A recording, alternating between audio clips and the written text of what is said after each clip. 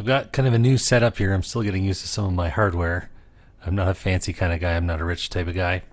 But welcome. If you'd like to hear what I have to say, happy to say it. I'm someone who likes to talk quite a bit. So tonight, I'm just going to give you this video, another one following really quickly. This one's going to be about, came across my radar just on recommendations on YouTube tonight.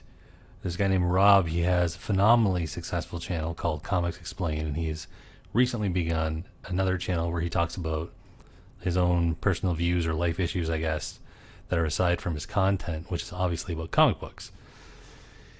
And it's just another reminder of, you know, for anyone who follows the idea of atheism and debates with theism, I am a non-believer.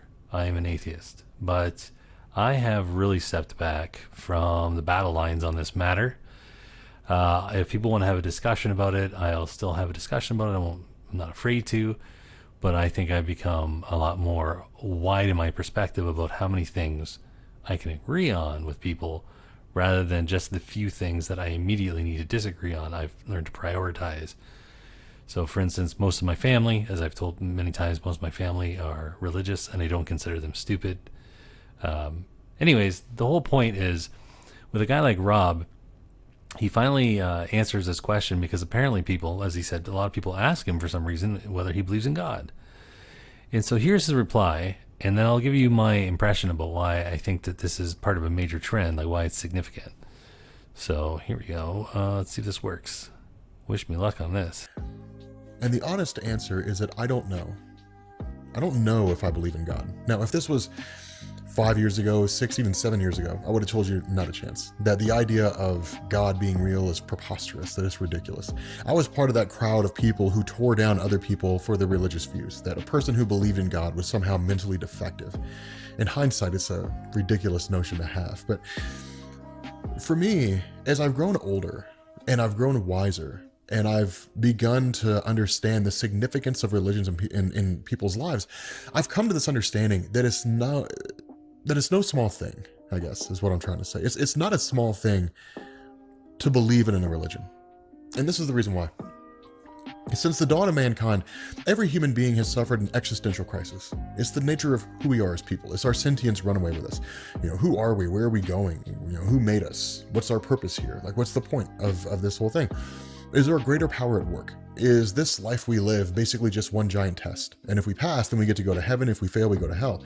Is that the whole idea behind it? Or is it just that we are one of a multitude of organisms that have evolved to our current state and will evolve into something else, and some other organism will evolve to reflect us in some near form to how we exist right now? I don't know. I don't know the answer to that question. I know science tries to answer it, and I know that the prevailing theory in science is the Big Bang. You know, by a super dense and highly volatile form, the universe exploded out into its current state, and it's continuing to expand in an outward direction until it reaches its heat death and then eventually collapses in on itself. I know that's a scientific explanation, or at least as close as I can get to it anyway. I'm not super well versed in astrophysics, so take it for what it's worth. But I also know that from a religious perspective, there's an attempt to understand things outside of the realm of science. To be honest, the answer to the question, why do people believe in religion, is multifaceted. There's no definitive answer there. I know people who believe in God for the sole fact that they're afraid if they don't, they'll go to hell. And I know people who believe in God because it just makes sense. And I know people who believe in God because for them, it gives them some measure of hope. For example, there was a guy that I knew, and I'm not going to name names here for the sake of him maintaining his anonymity, but there was a guy that I knew who lost one of his children at a very young age. And he and I had a conversation where we talked about God. We had this conversation about religion and so on and so forth. And I wanted to see what his perspective was, having endured such a harsh and terrible experience. And his idea was the good things that happen in life happen because of God. The bad things that happen, they just work out that way. And people will say, well, that's silly. If God makes good things happen, God makes that thing, bad things happen. But for him, it makes sense. And the reason why is because to lose someone like that, to lose a child in such a way, it's easier for him to believe that. Because the counter to that is God took his child away on purpose. And that's something that could crush your faith. It would destroy your belief in God. And I imagine for him, the fear of that being true is the fear of him losing his faith in God. The reason I play this for you, this guy Rob, here, let me get rid of that. Oh, no, that's the wrong screen. There we go. I'm just getting used to this. So this guy Rob, he comes across as a really heartwarming type of person. You know, someone who you can really relate to or connect to. He's also very, articulate when he's explaining things about comic books. But in this case, you can see, I think the audience connects to him as a guide through all of this. And this is part of a growing trend away from formal atheism as I've seen it. After 9/11, I think there was a huge spike in a movement because people were worried about the effects of religion. And now I think that even though that was very normal, very healthy response, something that we needed, I think now we're realizing that our discussions about these matters have become a little bit acute, right? They're too pointed into this one topic. I have found over the last year or two, for instance, that all kinds of conservatives, I don't see myself as conservative, but I get along with them a lot better these days than I do liberals, which is what I used to think I was. And this is the same thing with religion. I am not personally religious at all. I'm not spiritual or any of that stuff. However, I find that a lot of people who consider themselves religious on political matters often, much more often than many of my fellow atheists, seem to agree with my perspective on a whole host of things. So like he's talking about the reasons for being religious is multifaceted. I think that this topic has to blend more into our perspectives about all these different ways that we approach these subjects. And I'll just quickly give you an idea of how successful this guy has been. Almost 1.5 million subscribers. That's just subscribers on his channel, which means this guy is raking in money. And the type of channel that he has is the type that doesn't get screened as much. He's going to have problems, and I think he's talked about the problems he's had in the past with YouTube demonetizing things with unexpectedly, and not being very communicative about how to resolve these problems, prevent these problems. But I'm sure he makes excellent money at what he does, like really good money, and he deserves it. It's a good channel. And even if you're not into comic books, you can find stuff like this on different platforms now. And I'm glad that Rob has chosen to answer these questions on a second channel so that it won't cause undue pissing matches or grievances around his main material. And so you can see here, look at the views. We got 150,000, almost like 500,000, almost 1 million here, 2.5 million here. Like, these are just astronomical numbers he's got on his views. Excellent channel. And in contrast, we look at right now these days, I've really been having issues. I'm not going to show pictures of it, but feel free if you want to go and check out Richard Dawkins' Twitter feed, which has turned into a real what's the word, shit show everyone's using these days. He is I put a lot of hope into that guy, and I think it was really misplaced. He's become more and more bitter.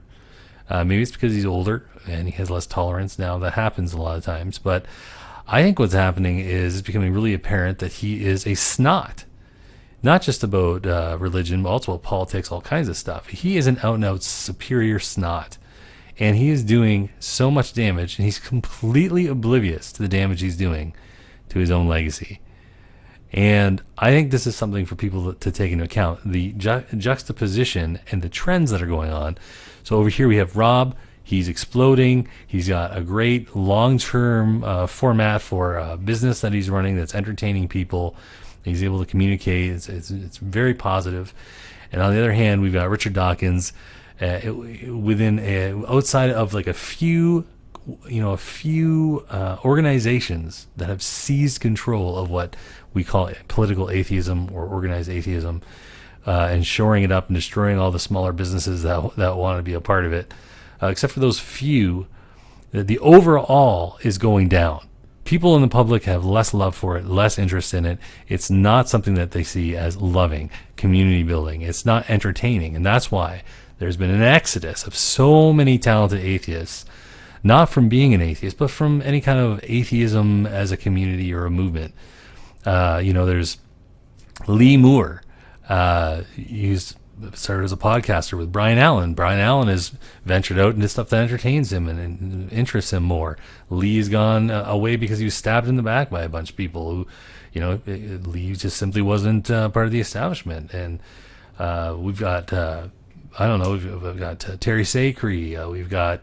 I haven't heard anything from Reed Payton for a long time. Like, where are all these people going? Well, I think it's just a natural trend. Do we want to sit around here and fight and have people call each other misogynist and racist and call other people who don't believe like we do, call them stupid? And that's what we want to do? I mean, this isn't the discourse that I'm used to from Sam Harris, and it certainly wasn't what I was used to from Christopher Hitchens. Now, they could really, stoke a fire, especially Hitchens. He really get people going. Very interesting to watch. But I never found it so superior, so snotty. Like, I just didn't think that he looked at people and he might think I'm better than you because I've done more work. I'm better than you because I have a better argument in that sense, but not I'm better than you because you're a dirty peasant and how could you possibly understand? I don't get it. And I think that, should I outlive Richard Dawkins, because you never know for sure, but if I outlive you, Sir Dawkins, I am not going to feel any need to defend your legacy when you die, and the very people that you have put your stock in to support it, and when they tear you down by all kinds of nasty names that they're going to call you, and they're already calling you these things now, I'm not going to defend you, and I'm not going to give a shit. I think other people's legacy will hold intact a lot better, including this guy Rob from Comics Explained and people like him who have focused on something that I find much more positive. And I'm going to try and learn a little bit from that. I can be a pretty negative guy myself. I'm going to at least, I'm not a snot. At least I've got that. I'm going to try and be a little less negative.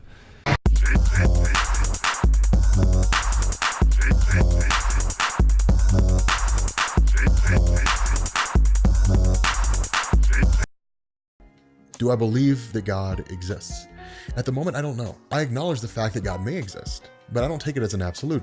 And the reason why is because for me, it's not something you just jump into. You don't just, I'm going to go to the grocery store and believe in God. It doesn't work that way. Like believing in something that's significant is life altering.